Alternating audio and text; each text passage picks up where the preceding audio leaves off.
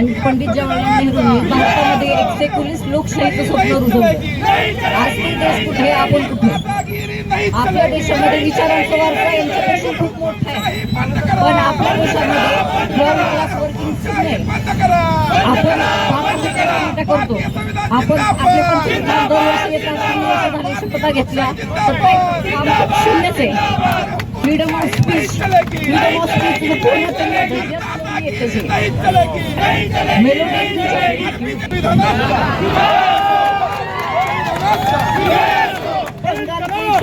झालमुड़ी का क्या इतिहास होगा? बंगाल में झालमुड़ी क्यों है?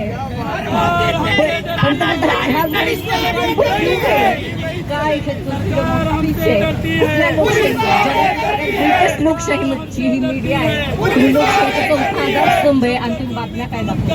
पण जे पत्रकार करतात अक्षरशः त्या पत्रकारांची ही भारताची लोकशाहीची परिस्थिती आहे. RSS आज भाजपा सारखा पक्ष जो RSSचा एक भाग आहे, तो जेव्हा सत्तेवरती बसताना या भारताची लोकशाही मेली. कारण RSS जेव्हा RSSचं गठबंधन होतं, RSS जेव्हा वीर सावरकरांना प्रश्न विचारला गेला तेव्हा कम्युनिस्ट पक्षाची स्थापनाही होती. काँग्रेसचं बळ वाढत होतं. तेव्हा सावरकरांना विचार केला, तुम्ही जर राष्ट्रीय स्वयंसेवक संघ अशा नामानिक संस्था स्थापन करताय तर ती संस्था स्वतंत्र विरोधात लढेल का, स्वतंत्र्याच्या बाजूने लढेल का, ब्रिटिशांविरुद्ध लढेल का? तर सावरकरांचं उत्तर असं होतं, मोठ्या मासाला छोटा मासा खातोच. हे काय असतं?